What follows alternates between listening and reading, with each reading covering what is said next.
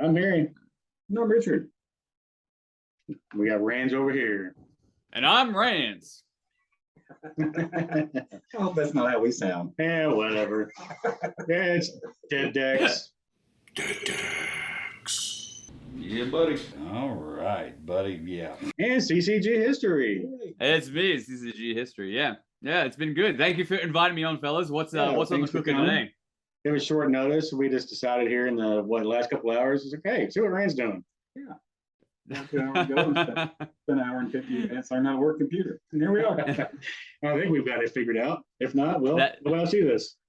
Dude, welcome to the world of content organization, right? It's just like, well, fucking LFG, dude, let's go. Let's do it. So, how things going, bud? Dude, good. It's been the fucking summer of crazy over here at the Booster Pack. We've got some changes coming to the branding of the show and some new stuff coming out, and some new shows starting soon that we can't really talk about just yet, but we've got a whole bunch of stuff. So if you guys don't already know my channel, my name is Rands, and I do CCG History, which is a series of podcasts called the Booster Pack, and that is basically me talking to people who used to make collectible card games, and most of them do something else now, but they tell stories about what it was like way back when to make games in the early days, and some other stories as well, some newer people and stuff coming on in more recent years, but that's sort of what I do. But yeah, just been trying to get that stuff sort of sorted and take it there. Like, I just had a good episode come up. If anybody knows the Star Trek CCG, we just had a interview with the creator of that, and got a 2-part episode coming up next, where he comes back and talks about his work on the Star Wars CCG. So nice. It's been a lot of fucking fun shit, man. It's been good. Yeah, and you're on our channel, so you can say whatever you want. Exactly, man. That's yeah, right. buddy. Yeah, buddy. Yeah, we're not going to censor you here, and we don't care if we get views or not. So let her rip.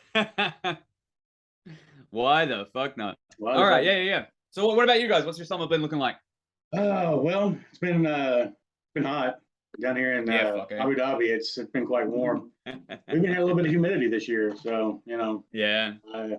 Other than that, I've been doing the yard sale thing, out kicking and finding stuff and buying, selling. Found a little cardboard. It's always nice when you find a little cardboard. We've been buying a lot of cardboard. We keep saying we're going to slow down and stop. That don't happen. Yeah, I keep maxing out my searches and watch lists. Yeah, well, if you slow down and stop, you're not doing it right. Tell us about some of your recent acquisitions. Let's chat about that. All right. I haven't seen any more pop up, so I think we can talk about it now. I've been picking up WCW Nitro Hardcore, the expansion. Oh shit! Yeah. That stuff's hard to find. There's been a seller, and we just did a couple videos today, and they'll air after this one, probably, maybe, I don't know. You know how that goes. They'll air at some point. But anyway, there's a seller that's been selling some of that stuff, some old dead card games, and he has some Nitro boxes that were poorly titled. So they weren't popping up very well, and they didn't put hardcore in the title, and they didn't put first edition in the title. So I picked up a couple of nice first edition hardcore boxes on what I consider cheap. And We've only. what does cheap look like for that stuff? I was paying roughly $600 a box. The last one I saw prior to, though, I actually found another one too, so I ended up with 3 of them. And one of them getting opened, and that'll be coming up on the channel here pretty soon. But prior to that, we had seen one pop up ever, and it went almost instantly for $1,500. If I had to guess, it's probably a $2,000 box. So my guess. Wow. I mean, that's just me considering what I've seen of it. There's nothing out there for sale, whether it's singles or bulk or sealed. There's nothing out there. Well, I don't know if you or I have talked about it. I know I've definitely spoken about it in the past, but the sports card, like CCG stuff, is such a weird market. Like it is because it is that sort of catch-all of like the sports collectors as well as like the game collectors. So you really find like this really big divide between those sort of games and other games as well. It's usually like a huge spike. It's usually reserved for other top tier sort of franchises and IPs. But because those people are well and truly into the sports card collecting, and not just collect like the old sports cards, but like whatever they can get out, that sort of stuff, man. And WWE or WWF or whatever it was, or WCW at the time, I should say, that stuff was same sort of thing, right? Like it's still considered like sports entertainment, so that sort of stuff sort of trickles down there. And it's got a big nostalgia kick, especially now, 20 years later, it's big enough nostalgia hit. And Yep. And this, the Nitro, the regular base set, even in first edition, it pops up pretty often. Now people miss it because, like Pokemon back in the day, which is the coast, they made a first edition of each game or each set, but the first edition marking on it was so tiny on the box that most people just miss it, don't even realize it's first edition. And most of what I picked up cheap has been, not listed as first edition. I noticed it in the photos. So. Well, I mean, if I remember correctly, those boxes were usually like an off purple or a darker color or whatnot, and those little WotC icons, as Pokemon fans and stuff will remember, were just those black stamps. So you wouldn't even notice it if you weren't on the looking for Nitro it. too. It's just a little tiny black stamp. It blends in. I mean, it's so small. And it's the only place on the entire box that it shows up. So it doesn't show it on the top, sides, back, anything. So it's a really weird connotation. Even though on the card it's pretty well marked. So those are. The Nitro Hardcore by itself is rare, but you get into the first edition, it's extremely rare. We just never seen it pop up. I've never seen any bulk. I bought one lot of bulk off a guy, and I did that on a private sale. So. Yeah, shit. Like sometimes tracking down that stuff is so hard. Honestly, sometimes you're even lucky to find images of it on the internet, right? Yeah. Like, I'll obviously post about certain things, and there'll be cards and stuff like that I'll read about and go looking for the, just like a Google image search or, like an archive or something like that. And some of them just ain't around, man. Like, it's just that sort of stuff. You can't see it. And hopefully one day we'll get somebody who's come through with a big set of it and just scans them all and puts them all up. I know there's definitely some groups who are trying to do that now for certain games. Just so it's preserved somewhere, so that people, if they want to try it out, can at least make proxies. Yeah. But that's not even an option for some of those rarer or weirder sets like hardcore, like you just mentioned then. And there's a website. It's sports card leaning, but they do all gaming and non-sports cards too. It's called Trading Card Database, tradingcarddb.com, and you can upload images there and stuff too. And hardcore, I think there's 4 or 5 pictures of the fronts of the entire set. I mean, there's very few on there, obviously. I might try if I'm not too lazy. I gotta help out and put some of those up. Well, we'll see. I mean, I'm gaming for a set now since I picked up opened the box, and the bulk that I picked up recently. Might actually try to put a set together. It may be impossible to do because I may never find more. And I'm not gonna open the boxes that I have sealed. The rest of them, they're just too valuable. So. Yeah. When you're forking over those big 3 figures, or maybe even 4 figures for some other people, if they would be found properly.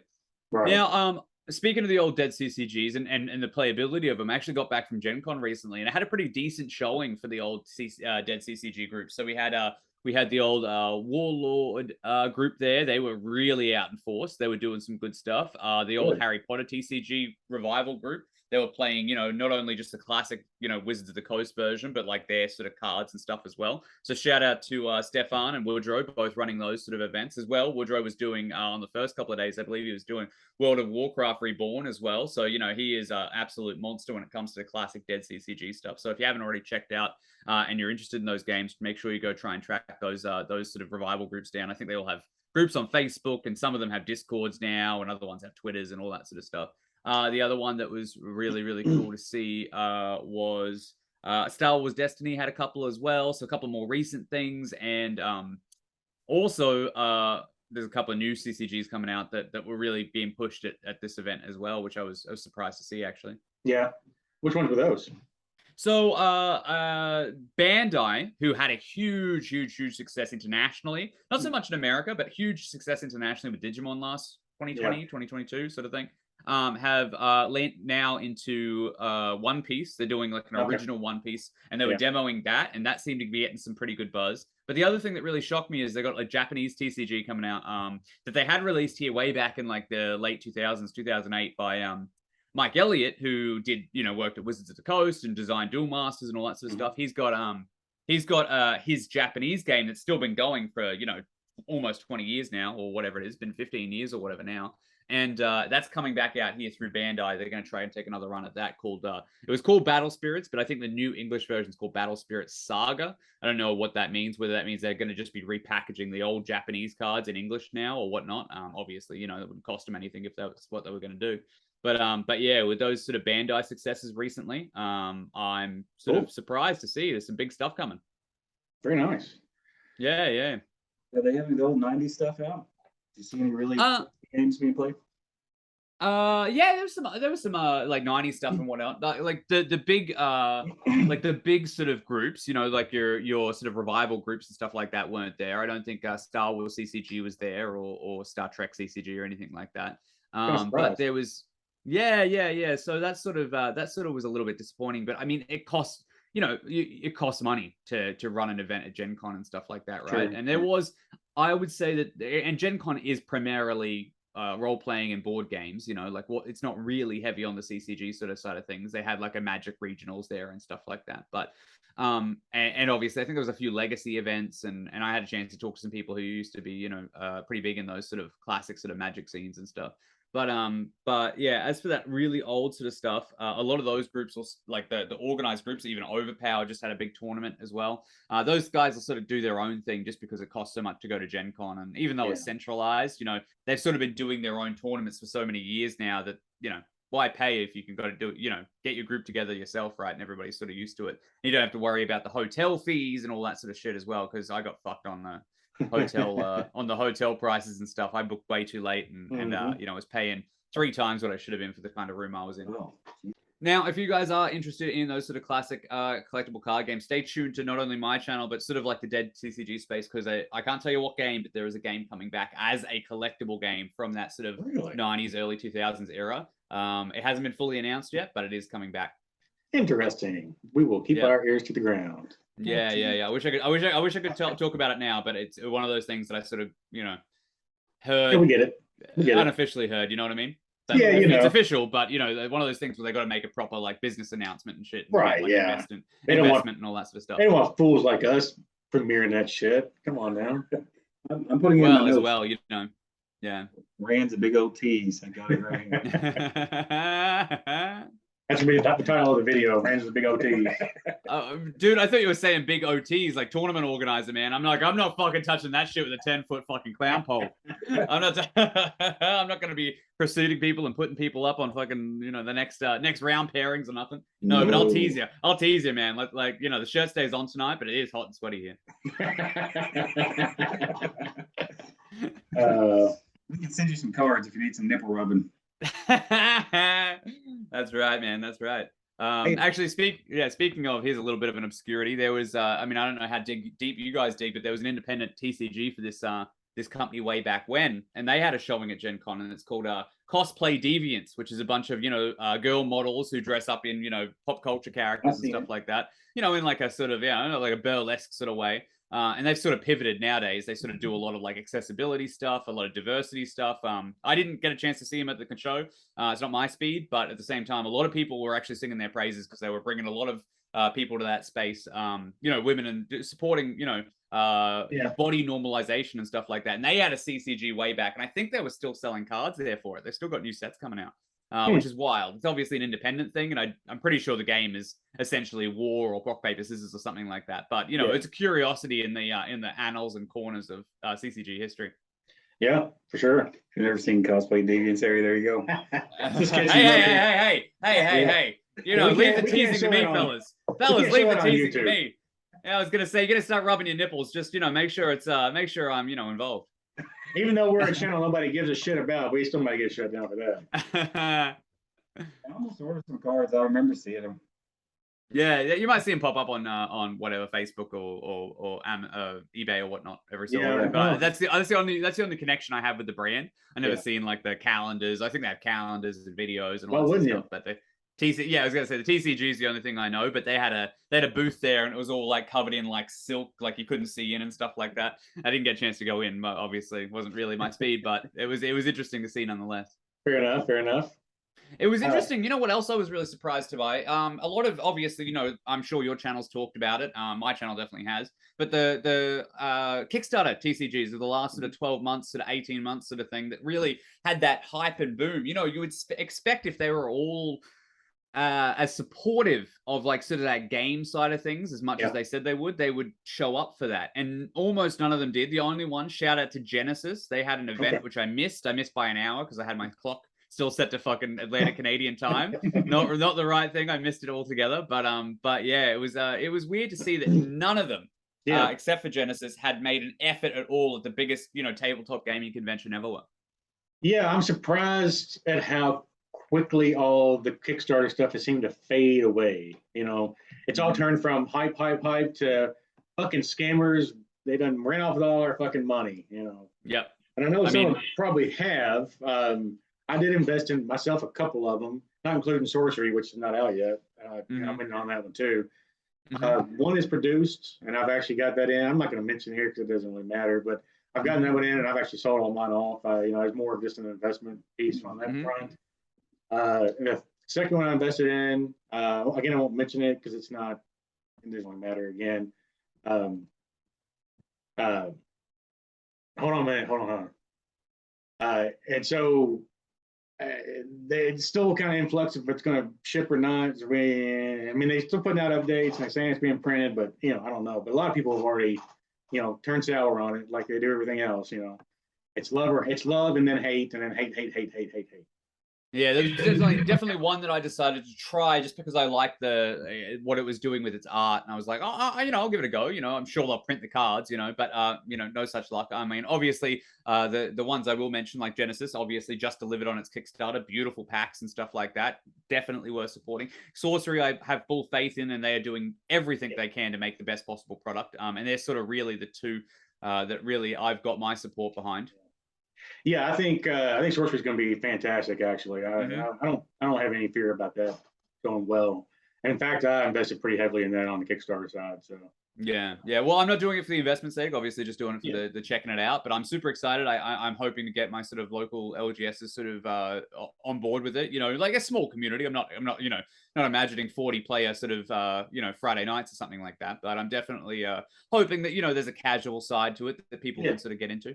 Yeah, I'm excited about the gameplay too. I mean, it's not just an Hmm. investment. I want to be involved in the game. I think it looks fantastic. I love the direction they're going to go with that, and how that's Hmm. just be just real low key and not really trying to be flashy and shiny and be the Bandai's and but way Magic's going now and turning everything's a foil etched, flared, pristine, prickled, pickled, everything. It's just they keep adding stuff to things, and to me that just gets old really quickly, and you have to keep, you know, adding more and more because the newness wears off, and eventually where do you go? You have nowhere else to go. So You start cannibalizing yourself. You cannibalize your integrity there. Now, you know what? Something I did see at Gen Con, it's a card game, and it sort of like lives in the CCG or TCG space, closer to sort of like a deck battling game. You buy the constructed decks yourself and just play them. That I want to give a shout out to. Actually, it was really interesting. I'm not much. You guys mentioned WCW before. I'm not much of a sports guy or a wrestling guy,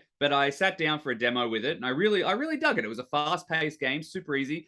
Called I think it's called Superstar or Super Show Wrestling card game. Worth checking out. Does uses really fast-paced mechanics and stuff like that. Really dug it. that's Definitely, I've cool. seen you guys do things like Fight City and stuff like that. It lives in that space, it lives in that sort of like card space where you've got to keep the decks together. But it was wrestling themed, really, like I would say above average art, but definitely not magic level or anything like that. But I really liked the energy of it. It had some variants that was really fun. Super great casual game. Plug to them if anybody wants to check out a really cool game that you don't have to worry about investing in or having big money in. That I checked out Yeah. at Gen Con. Well, one of the things I've been in, you were talking about Kickstarters a little bit. I went down the homemade TCG rabbit hole. It's been my big thing lately. So I started doing some content on that. I saw we watched your Chaos Galaxy interview.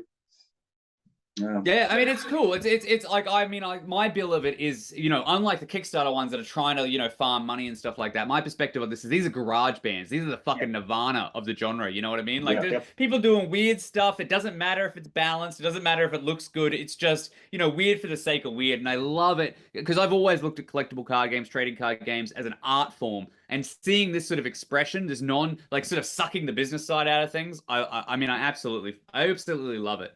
We're the And dead some are of hits, some the are misses, but yeah. TCG world.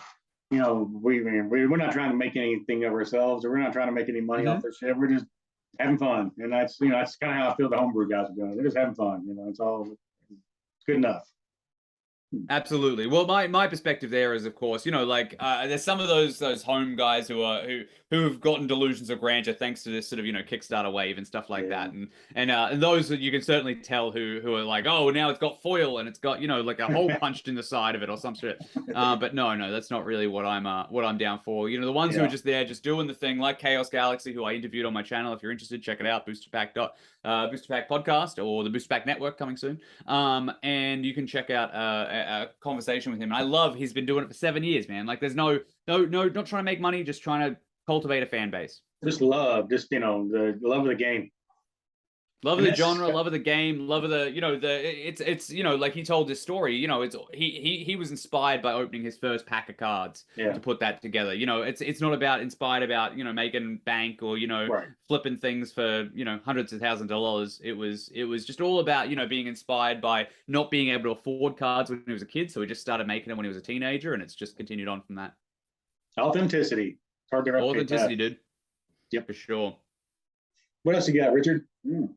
With mouthful of bourbon. You got the pressure on me for it. Yeah, that would have been my first fucking YouTube spit take there. You almost got me. Fucking hell. What the fuck am I supposed to talk all of a sudden? Because Hey, I did have a question, Come on, an actual guys. legitimate question, almost like an interviewer. Fire. Not Rands Cal. Oh shit. No, not really. You always ask people about origin story, but I don't know yours exactly. Did you do social media before this, or did you just jump straight into this? Were you doing like videos and? I never done podcasts or YouTubing before, but I did feel my origin story, non-game origin story, is I moved to Canada to be in film, and I got super disenfranchised. I was in a couple of movies and TV shows as an extra and as a PA, which is production assistant. And we don't have time for it now, but I've got some fucking great stories about pissing off. You guys ever watch Game of Thrones? That Littlefinger? If you ever watched, I don't know if you know who that is, but he was like the prick character. He's also in The Wire. I pissed him off. Sorry? He was also in The Wire. Yeah, he was like the mayor or the something school teacher. I can't remember what his role was, but he was in The Wire. Yeah. But I had some great stories about really pissing him off a couple of sets and getting me thrown off. Well, not thrown off some sets, but getting me blacklisted a couple of times. But that's awesome. Another story. Yeah. He. We want to hear that at some point. That sounds good. Yeah. That's not a card game conversation. That's unrelated. But yeah, that's what I moved to Canada for, and then I got super disenfranchised with that whole industry. And moved somewhere else, and I was like, well, what else? I'm all about following my passion, and I was like, what's my other passion? And collectible card games and talking to people are huge passions of mine. So that's where that came from. Yeah, we envy you on the side, especially interviewing. You're an excellent interviewer, and your way with words and your way you talk is just fantastic. Us hillbillies from Abu Dhabi can't compete. So bless, guys, bless. It's something, something you got to do a little prep for them, but it's absolutely fun. And like I said, if nobody has checked it out, by all means check it out. There's a YouTube channel, there's a podcast. It's just super casual conversations, and my goal is to sort of approach it from this perspective of collectible card games are a genre. Like they're more than just the individual games, they're made up of a genre. And I sort of try and approach it like every single interview as how would I want to get to hear about this game from the creator of it if I've never heard of it 30 years after it was out, you know what I mean? Or, 25 years after it was out or something like that. So that's sort of like, sort of the North Star that I sort of try and direct my interviews for, so that you can listen to the episode, even if you have no interest in the game, but you're interested in gaming and you're interested in sort of the genre and stuff like that.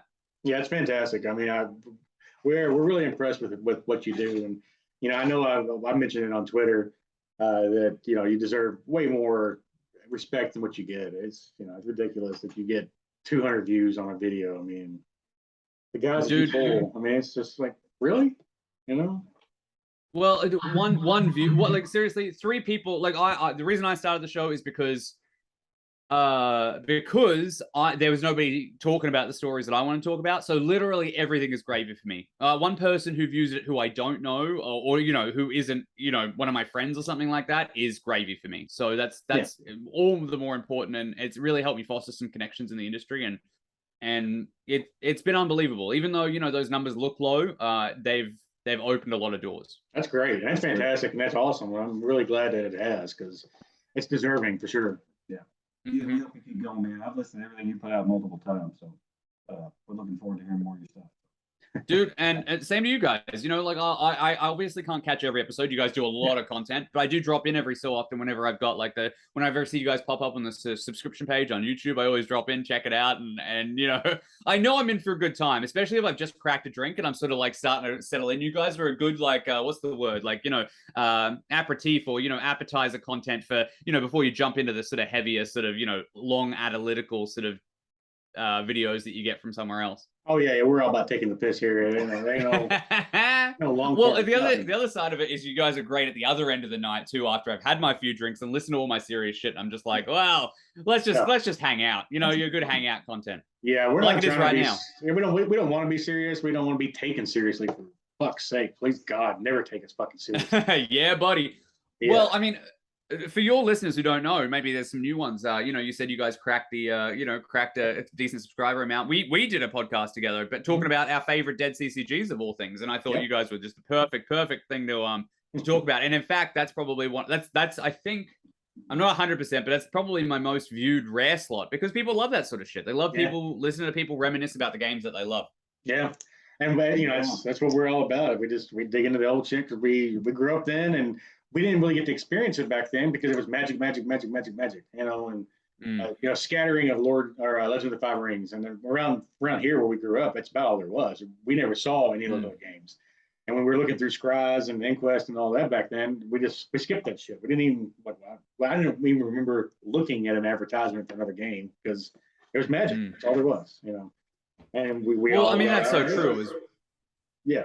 I was going to say that's so true as well, because of course, you know, like, and I speak to people today, and one of my most common comments is like, oh, thanks for so much for covering this game. I had it when I was a kid, but nobody would play with me. I had to build 2 decks of myself and play against myself across my own kitchen table. That's the sort of comments I get about some of the games I cover on the show. So, you know, that one guy who was, you know, who's sitting in some city somewhere and was like, why don't I have anyone to play this with? That's the sort of content. That's the person who inspires me to create the kind of content that I am. And I am too. Like, you know, like we talked about origin stories before. I accidentally came across a box of dead CCGs back in the day. You know, I knew about all the contemporary ones. I knew about Pokemon, I knew about Digimon, I knew about Dragon Ball Z and stuff like that. But I came across a box that had like Wyvern and Galactic Empires and stuff in it. And that sort of ignited my passion for the history of it. Because I knew Magic had been around. Everybody knows Magic had been around. I was, you know, I was 4 or 5 when my cousin gave me a dual land just because I thought the text box was cool with the little spiral in it. And he probably regrets that now, because he probably could have fucking taken his family on a holiday with it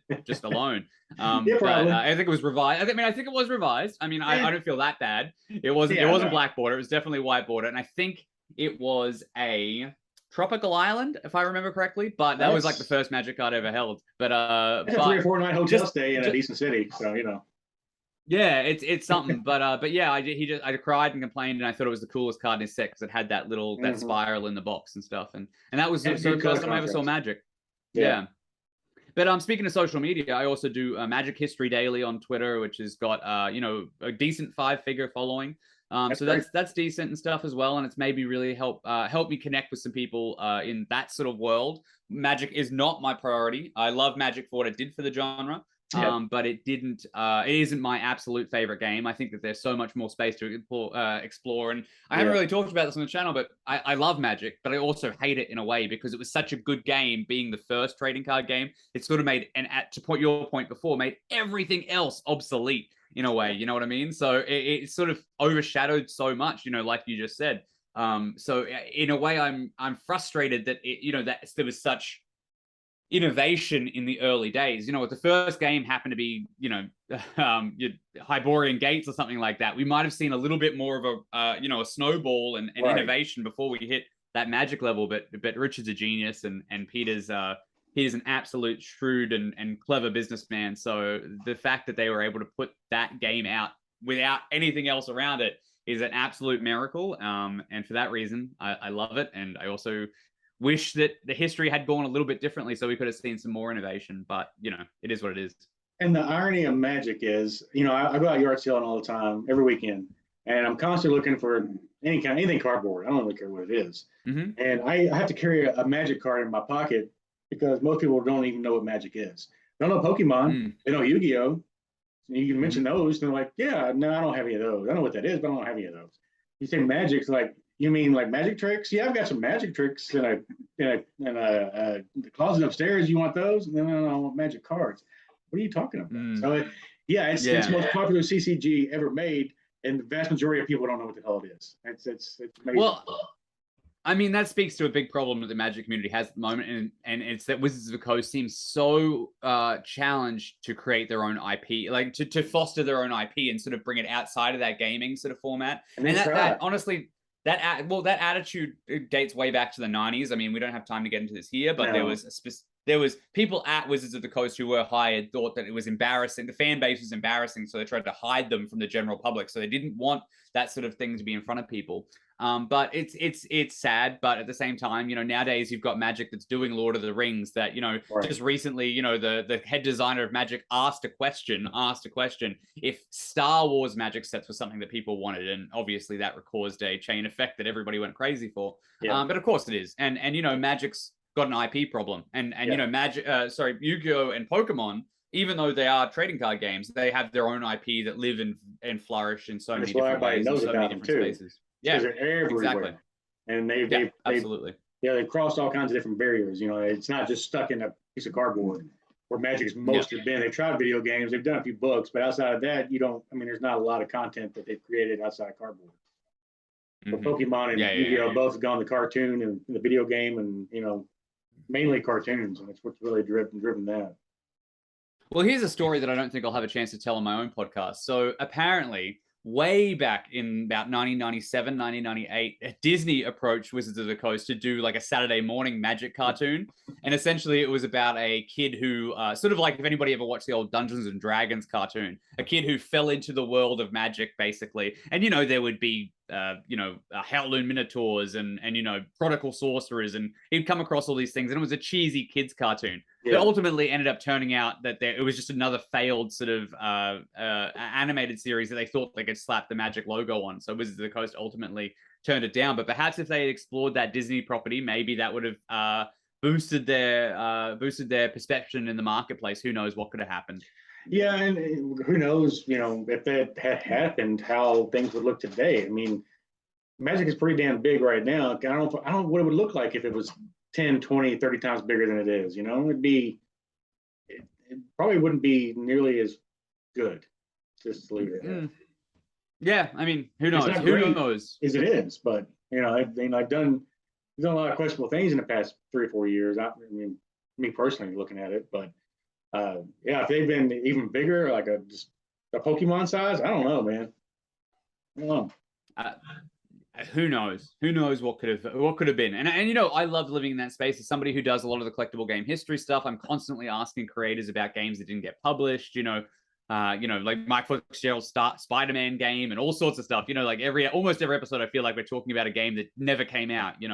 I spoke to James Ernest, and he pitched a kids CCG way back in 1994 about superheroes, and that never went anywhere. But imagine that had gone somewhere. Because it could have been the next Pokemon. Pokemon was the kids CCG that sort of was the threshold moment for that marketing. And I live in that space, but what could have been, what could have been. There's tons of ideas out there, but getting them to press and getting them in front of people is the hard part. Sure is. Yeah. Well, Rands, we'll probably shut down, don't we? Yeah, probably need to. Yeah. All right. Hey, I can do sign off. I got that, I think.